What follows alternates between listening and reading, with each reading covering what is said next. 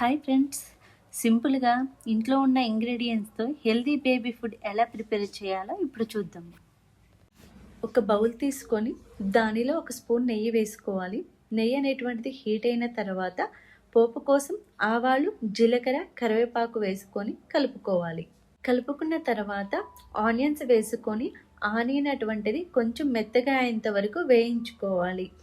మెత్తగా అయిన తర్వాత గ్రీన్ పీస్, టమాటా, క్యారెట్, ములక్కాడ వేసుకొని కలుపుకోవాలి.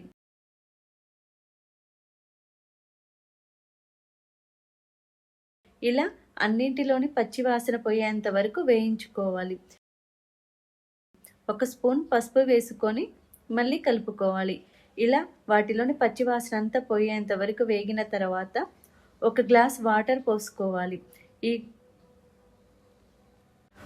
ఒక గ్లాసు వాటర్ పోసుకొని దానిలో కొంచెం కొత్తిమీర వేసుకొని కుక్కర్ మూత పెట్టి 5 to 6 విజిల్స్ వచ్చేంత వరకు ఉడికించుకోవాలి.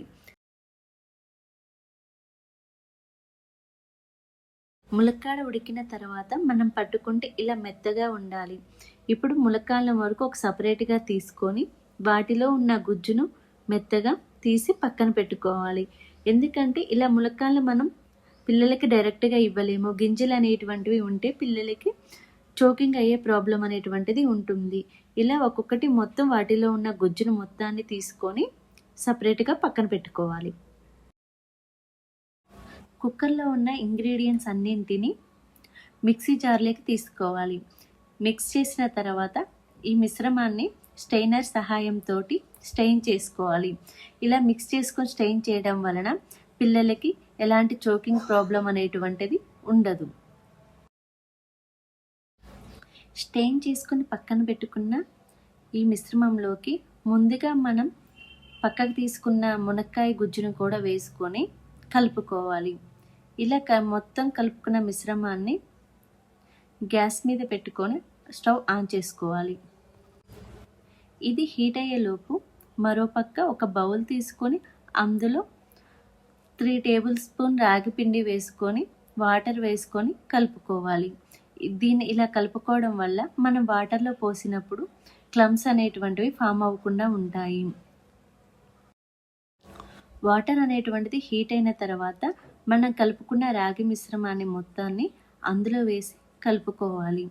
ఇలా మనం కలుపుతూనే ఉండాలి, లేకపోతే క్లమ్స్ అనేటువంటి ఫామ్ అయ్యి పిల్లలు తినడానికి ఇబ్బంది పడుతూ ఉంటారు. ఇప్పుడు మనం యూజ్ చేసిన ఇంగ్రీడియంట్స్లలో ములక్కాడ, దీనివల్ల ఉపయోగం ఏమిటంటే దీనిలో ఫైబర్ అనేటువంటిది ఉండడం వల్ల పిల్లలకి ఈజీ డైజెషన్ అవుతుంది. అండ్ విటమిన్ ఏ ఉండటం వలన పిల్లలకి కంటి చూపులో ఎలాంటి లోపం అనేటువంటిది లేకుండా స్పష్టంగా కనిపించే విధంగా ఉంటుంది. కాల్షియం అనేటువంటిది ఉండడం వల్ల పిల్లల యొక్క బోన్స్ అనేటువంటిది స్ట్రాంగ్ అవ్వడానికి ఉపయోగపడుతుంది. ఇక రాగి గురించి అనేటువంటిది చెప్పాల్సిన అవసరం లేదండి. పిల్లలకి ప్రతిరోజు మనం ఏదో ఒక రూపంలో ఇవ్వడం అనేటువంటిది చాలా ఇంపార్టెంట్. ఈ రాగిలో కార్బోహైడ్రేట్స్, కాల్షియం, ఐరన్ అనేటువంటివి చాలా ఉంటాయి. దానివల్ల పిల్లలకి బోన్ స్ట్రెంగ్త్కి చాలా ఉపయోగపడుతుంది. మీరు కనుక